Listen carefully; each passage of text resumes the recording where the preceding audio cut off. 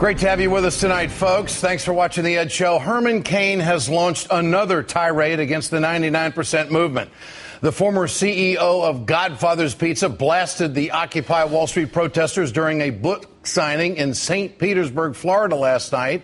And according to the Associated Press, Herman Cain called the Occupy Wall Street protesters un-American. The pizza man doesn't have a clue because he hasn't been there. While Herman Cain has been touring the country on his presidential campaign/book tour, I've been out there with the folks, and I know that they are not un-American. And I'll let you be the judge. What this is the 99%. This is the vast majority of the American people. The capital of the world is getting a hell of a lot of attention right now in terms of the mistreatment and the unfair burden that's being placed on working families. Why are you here? To tax the rich. Tax the rich? They're not paying their fair share? They're not paying their fair share. I'm here because they stole our pensions and I want our money back. This divide is greater than anything that anybody has experienced. There are Republicans here, there are Democrats here. This is not about a party. This is about a movement to take it back to the people. I'm here because Wall Street robbed us. They robbed you? Yes, they did. They took all the money from the working people that you talk about every night. Now, just so we're clear about that crowd, you saw two executives, an engineer, a teacher, and a nurse. The crowd on Wall Street is what America is all about. They're all walks of life down there, folks, the good, the bad, and the ugly. Everybody I met was concerned about jobs and fairness. I guess you could say all part of the American dream. Herman Cain and the Republicans, they don't understand why Americans are taking to the streets and all for social and economic justice. President Obama does, and today he addressed the protests for the first time. I think it expresses the frustrations that the American people feel, that we had the biggest financial crisis since the Great Depression, huge collateral damage all throughout the country, all across Main Street, and yet you're still seeing some of the same folks who acted irresponsibly trying to fight efforts to crack down on abusive practices that got us into this problem in the first place. Seems to me President Obama clearly understands why people are angry in this country, and he knows this could have a major impact on the 2012 election. The American people understand that not everybody's been following the rules. That Wall Street is an example of that. That folks who are working hard every single day, getting up, going to the job, loyal to their companies, that used to be the essence of the American dream. These days, a lot of folks who are doing the right thing aren't rewarded, and a lot of folks who aren't doing the right thing are rewarded. And that's going to express itself politically in 2012 and beyond. The president is trying to tax millionaires and billionaires. He's trying to create jobs. He's trying to rebuild schools, roads, and bridges. This is exactly what the protest movement wants, an investment in American workers. Herman Cain, he doesn't give a damn about the 99% of Americans. He's got a 999 plan, and it's nothing more than a gift to the top 1% in financial institutions who put Americans out on the street. So if you're out of a job and you're out on the street, Herman Cain says, actually, it's your fault.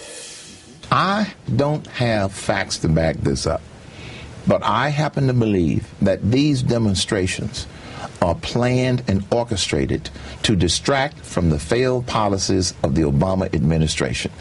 Don't blame Wall Street. Don't blame the big banks.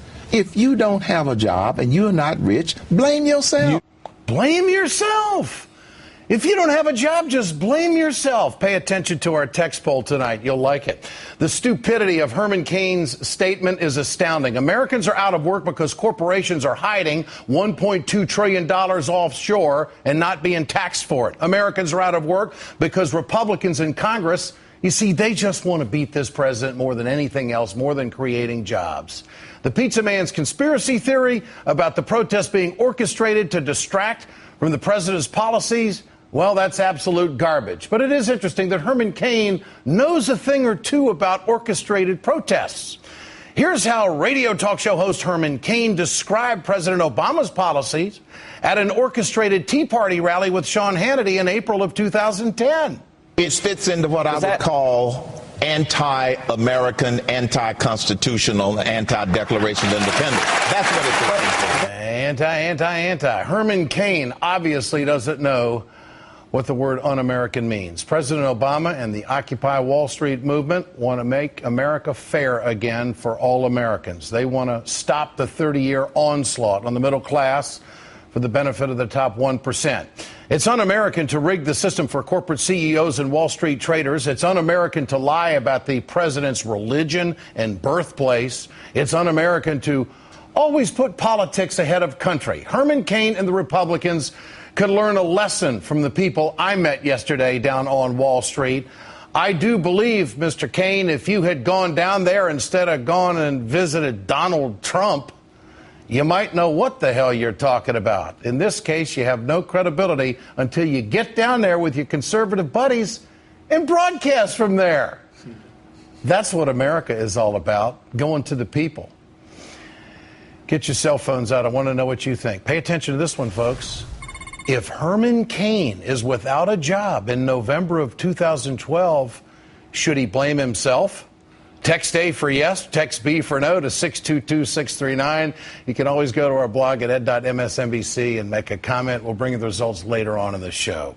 Let's bring in Laura Flanders, host of Free Speech TV, and John Nichols, Washington correspondent of The Nation magazine. Why are both of you giggling at that? That's a heck of a question. Because, Ed, I think you might get your first 100% result. I think you're missing something very important. We've had a 98 a couple of times. I think you're going to 100%. I've never gotten a 99, but I've gotten a 98. All right. I thought you were going to ask the question, is Herman Cain just annoyed because the pizza these folks are getting from all over the world isn't his pizza? That's right. Yeah.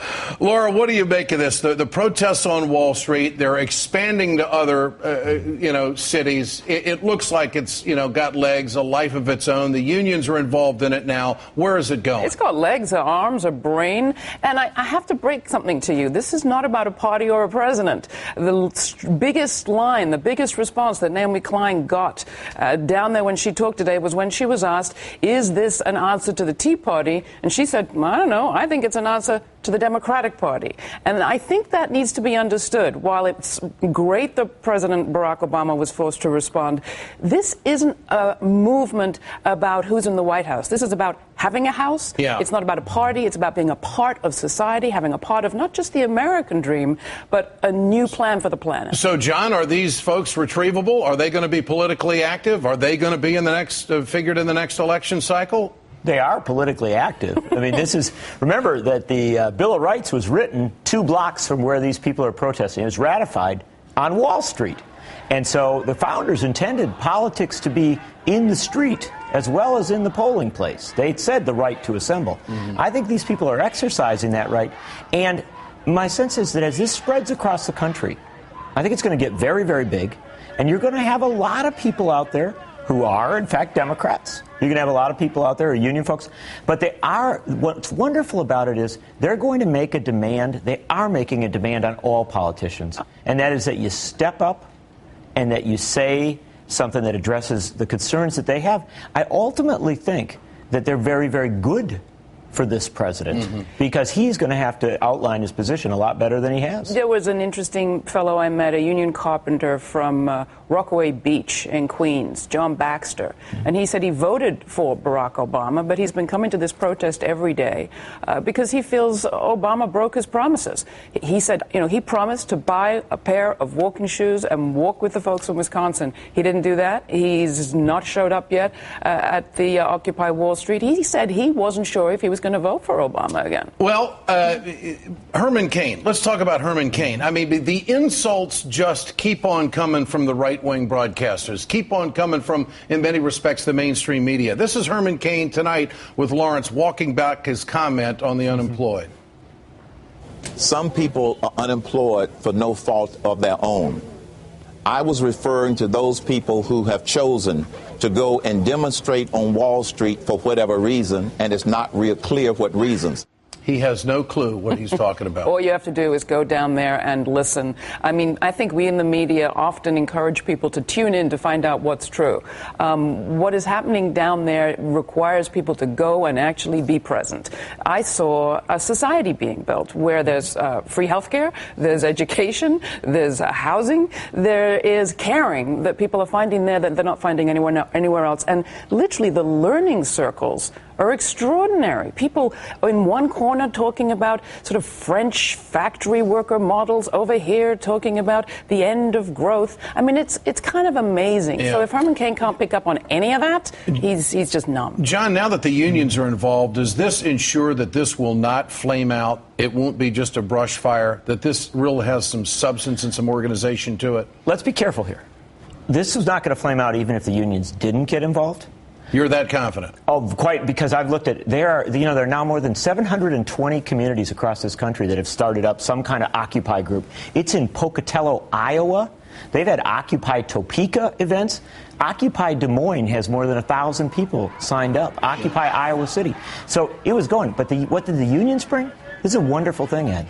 Trade unions actually sometimes look at what's going on and decide to get with it. It's great the unions are there. It's America's middle class march. It's America's middle class march. I mean, I went down there yesterday for 6 hours, and I had not covered it yet, and I wanted to make sure I got a good flavor of the crowd before we went on the air and did something. And I did the due diligence down there. It's a middle class march in many respects. And a lot of people said thank you for going. Yeah, I did hear that. Well, but, you know, especially I think the crowd that was behind me last night. No, but you know, after dark, things do change a little down there. But look at it. The unions moved in a week to make that plan to go and participate. That suddenly sped up the union process. Right. But can I pay? Laura Flanders, John Nichols, always a pleasure. Right. Great to have you with you. us. Joining us now is James Hoffa Jr., General President of the Teamsters. Mr. Hoffa, good to have you with us. I'll ask you this question. The fact that organized labor is now involved in this, does this ensure that there won't be any flame out here, no burnout? It'll continue. We want this to continue. This is what it's all about. We've got to call attention to the inequality in this country. This is what this is about. These are basically middle-class people that don't have jobs, that you got kids out there that are going to college, that there's not going to be any jobs for them. The total inequality of our system. They're at the right place. This is Main Street versus Wall Street, and I'm glad to see this. And this is the same thing that we've seen in Wisconsin, the same thing we've seen in Ohio, and thank God it's now hitting Wall Street, and it's getting on the national media and getting everybody's attention. And the fact that it's spreading to Boston, to San Francisco, this is something that can basically be the creation of a movement that we need in this country to basically redress what's going on here and basically go after the Tea Party. Mr. Hoffa, there's been all kinds of descriptions coming from the right wing. I want you to see this. This is Georgia Congressman Paul Brown describing the protesters today. Here it is. I see people angry in my district, too, about this attack upon business, attack upon industry, attack upon freedom. And I think that's what this is all about. What's your reaction to that, Mr. Hoffa? That's typical Tea Party language, you know, that basically, they can send our jobs overseas, they can hoard money, they can lay off Americans, and that's okay. But if you say anything about it, if you protest, if you get on television, if you show you're angry, there's something wrong with that. This guy's got the wrong idea of what American is. America is to go out and talk about what's good for the middle class and the people that are really hurting out there. Well, Herman Cains says they're the un-American. What's your response? Herman Cains says those protesters are un-American. There's nothing more American than the type of protests that are going on. People are basically seeing the inequality here. The system is rigged against them, and they're saying enough is enough. We want to change the system. We want fairness. We want equality of sacrifice. We want the billionaires and the millionaires to pay their fair share. That's what this is about. Is this protest absolutely paralleling that of the middle class and what union workers have been all about all these years? Absolutely. This is exactly the same thing. You know, we're fighting for fairness right now. The middle class is shrinking in this country. We have so much unemployment right now. The good jobs are being sent to Mexico. And are we just to sit by and say nothing about it? And finally, people are protesting. They're saying that the rich are not paying enough, that the system is rigged against us, that Wall Street is crooked. And you know what? They're right.